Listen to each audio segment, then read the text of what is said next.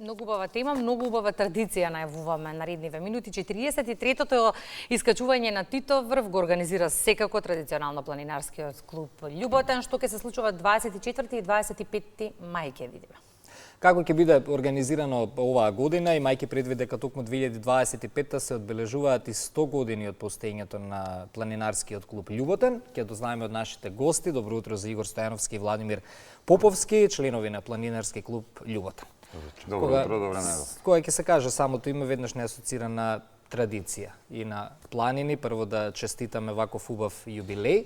Благодаря. Како е организирана турата? Ајде така да започнеме. Ајде. Значи вака, турата започнува од сабота. Значи во сабота имаме приемот на гости, кој е планирано од 12 до 13 часот. Тогаш доаѓаат гостите од Македонија и од соседните земји да се сместуваат во хотелите на Попова шапка. Потоа продолжуваме од 14 до 15 часот ние планираме чистење на Попова шапка, на околината на Попова шапка, каде ќе бидеме сместени.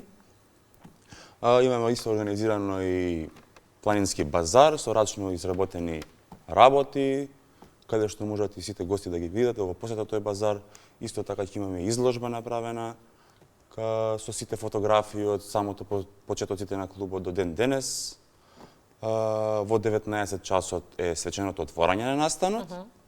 Потоа имаме во 19:30 состанок со водичите од сите групи.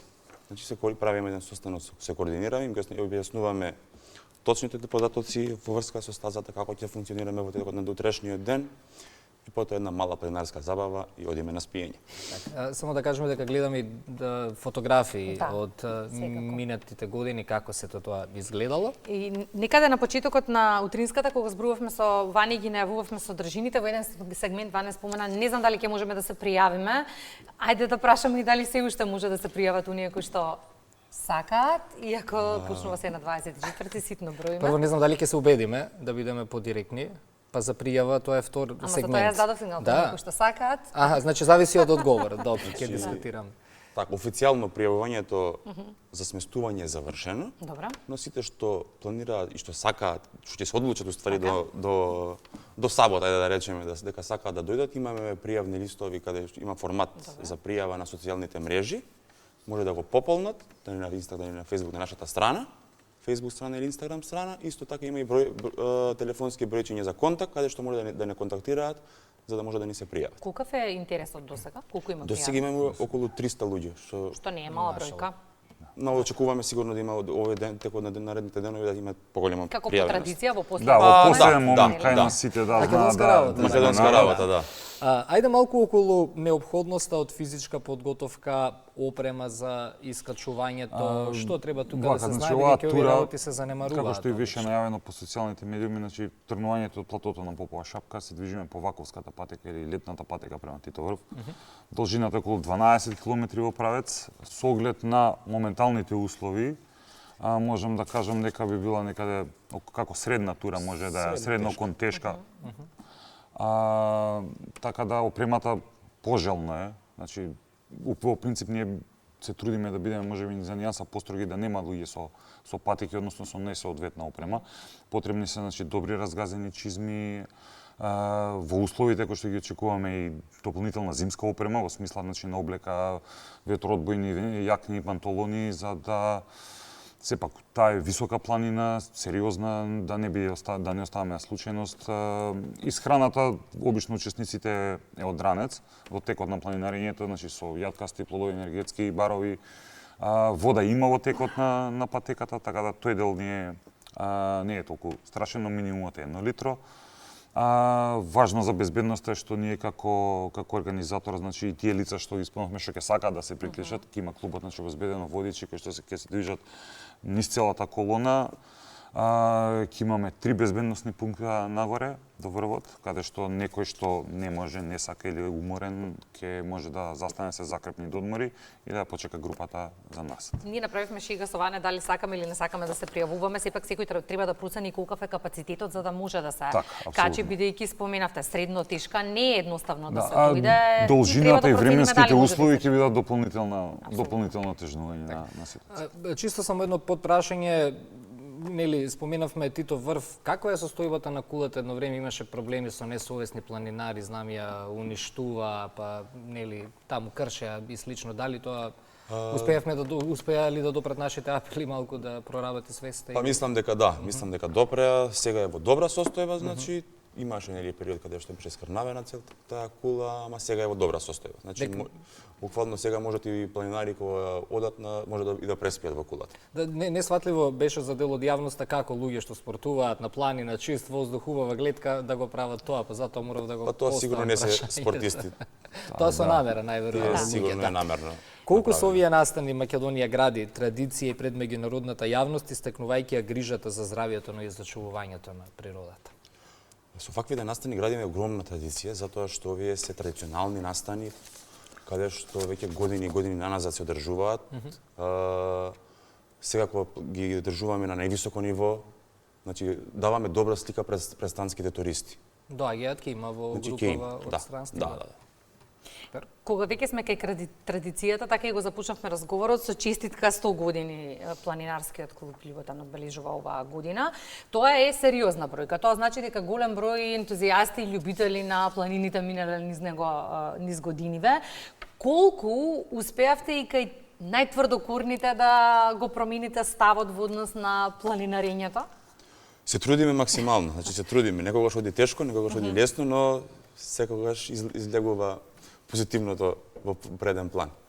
Посебно кога движиш кон 40 години, кога ќе видиш планинари, планинарки како изгледаат свежи, насмејани, без брчки по лицата и слично, и сончани, најверојатно. Така си. Ги имали младите, ги имали децата, цело време на мене аудираше во горета, ги имали децата. Идејата, нели, таа традиција, тие вредности кои постојат веќе 100 години не би биле тука доколку таа љубов не се пренесува.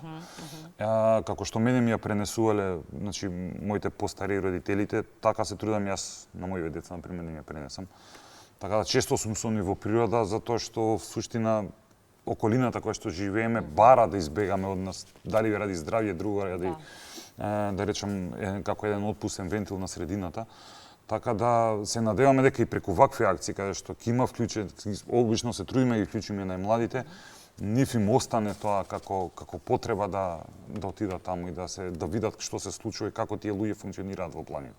Покрај уживањето се разбира. Така, има ли млади ентузијасти кои што сакаат да одржат традицијата на клубот? Кои што ќе можат за евент да речеме 15 на години од сега вас да ве наследат? Мислам дека да. Има. Кај нас во клубот има таква традиција каде што сме врзани сите генерации од најмало до најстар.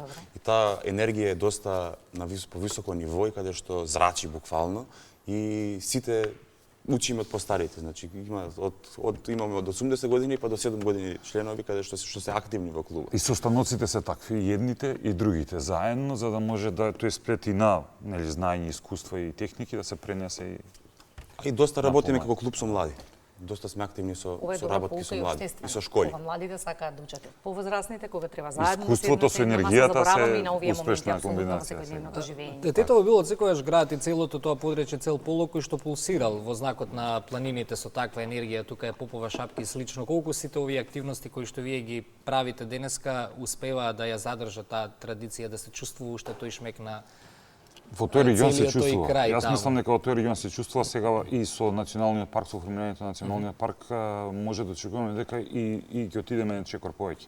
Затоа што свесноста и на тие што почна планински села е више на малку повисоко ниво, се развива туризмот, се работи на екологија, се работи за унапредување на цел тој регион. А планината, односно Шарпланина не е избежана од тој предел. Значи не може да се исклучи, така да мора ние сега да функционираме со планината за и таа да биде одржлива заедно со нас. Уште еден кус сегмент кој што сакам да го продискутираме, тоа е однесувањето на планина. Многу често сметаме дека планината ни дава слобода и можеме да правиме апсолутно што сакаме и забораваме на моментот дека носи апсолутно голем ризик. Кои се правилата кои што треба да ги знаат сите оние кои што ќе бидат дел од турата? Значи организаторот има поставено условите за самиот ден на движење и би ги замолиле сите да се придржуваат до тие сегменти и за да немаме никаков проблем. Значи планината е секогаш непредвидлива. Не знаеме што не очекува, може да се смени 4 годишни времења, може да се ситуации на терен низ годиниве? Па си имало секакви ситуации. Со добра организација. Со добра организација се многу минимални. И да се среќа слушаат нема водичите. точно. Значи, Веројатно то пред се. златното правило, Значи, Најважно е најсложното да се правило е слушаат и да се организаторите. почитува планината. Така. Момци, ви благодариме за гостувањето во Македонија на Аутро. Ето да подсетиме само уште еднаш на деталите. Ова ќе се случува на 24 и 25 сакав да видам какви ќе бидат температурите, тоа ме интересираше. Променливи. Како за планина? Променливи. Значи, дека Променливи. треба да Да, имаме и мај е повеќе променлив, така Секој да. ден ја се прогнозата се менува, но се надеваме дека ќе имаме стабилни услови за искачување. Се надевам дека ќе биде така и дека по враќањето Тито Врв ќе ни дојдете со фотографии и видеоматеријали да сумираме впечатоци. Може така? Благодарим. Момци? Благодариме многу. Благодарим. Ќе ве задржиме уште малку. А во 9 часот време и за најновото издание на вестите и потоа со последните околу 35 минути од Да. Македонија на Аутро плюс вести 10:45. А во нив многу нови информации и гостувања. Имаме гости од АРМ, зборуваме за најновата вежба Брз одговор 25, меѓу другото имаме и тема уметност, но и тема музика. Да, вчера Меморија промовира албум од концертот од Борис Трајковски. Убава дружба беше со новинарите, со медиумските екипи.